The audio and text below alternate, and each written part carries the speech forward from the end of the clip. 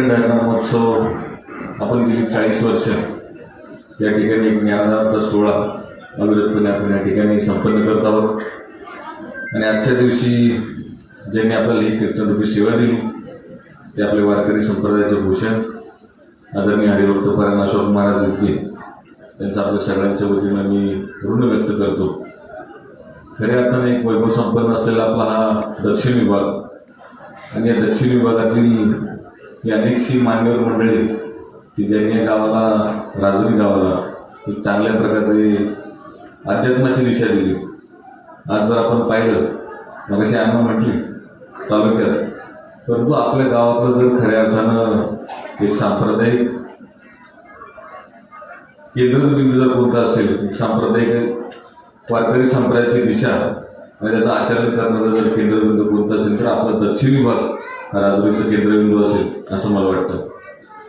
या ठिकाणी आपल्या आदरणीय जयचंद्रराव असतील, संजयदादा असतील, अनेक मान्यवर मंडळी, नवीन आता डॉक्टर साहेब देखील काम पात्र खवडे महाराज आपण आहेत, जालिंदरदादा आवटी, खूप मान्यवर मंडळींची नावं घेतली. तुम्ही सगळ्याच मान्यवर मंडळींचं आपापल्या भागामध्ये विशेष असं योगदान राहिलेलं आहे. या कार्यक्रमाच्या निमित्तानं एक नागरिक म्हणून मी या ठिकाणी बऱ्याच वेळा आलेलो आहे, परंतु माझ्याकडे लक्ष जाईल इतपत काही मी मोठा नव्हतो, आजही मोठा नाही, लहानच आहे.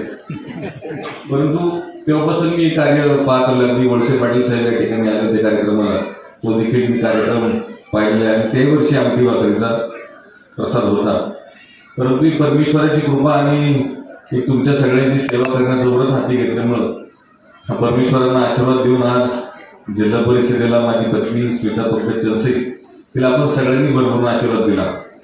आणि अण्णाच्या वेळेस या ठिकाणी सांगत होते की अशा अशा मागण्या आहेत, परंतु मी येतानाच विचार करत आलो होतो की इथल्या सगळ्या ह्या मंडळींनी इतक्या मोठ्या प्रमाणावरती आमच्यासारख्या एका साध्या कुटुंबातून आलेल्या व्यक्तीला भरभरून मतांचा आशीर्वाद आणि प्रेम दिले. तर बंधू आणि भगिनी, माझी तुम्हाला अशी विनंती म्हणण्यापेक्षा तुमच्या मागण्याला मी होकार असं देतोय की तुम्ही सांगा की 2 कामं, अण्णांनी योगायोगाने 2च कामं सांगितली, की दोन्ही कामं ते आपल्या संरक्षण भिंतीचं काम, तुषार इथं असं म्हणतो, तुषार कुठे 15 दिवसात तुमचं काम चालू झालेलं असेल.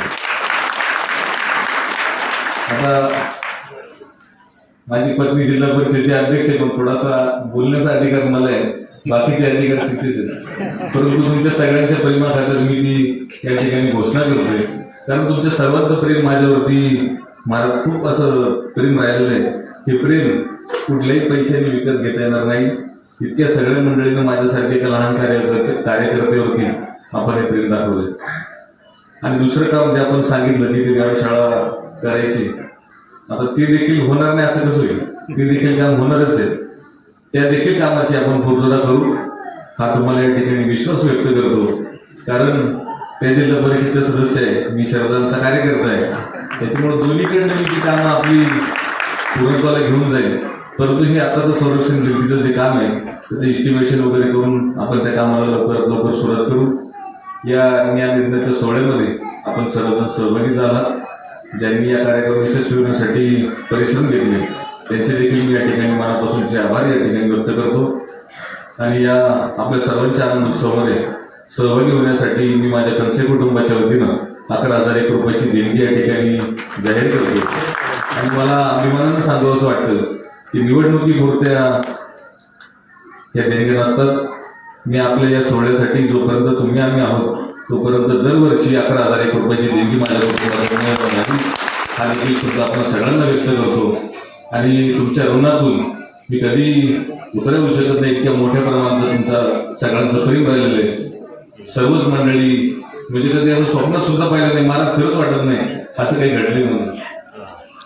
कारण सवयच जण अगोदर कुठल्या निवडणुका लढवली नाही, कोणत्या पदावरती आपण नाही, परंतु इतक्या सर्व मंडळींनी ही निवडणूक मनावरती घेतली, मोठ्या प्रमाणात मदत केली, त्याबद्दल ऋण व्यक्त करतो. आणि निवडणूक झाल्या, विषय संपला, नव्यानं ताकदीनं काम करू, गटतट न पाहता सर्वांना सोबत घेऊन या राजुरी गावचं सोनं करू हा शब्द तुम्हाला या ठिकाणी व्यक्त करतो.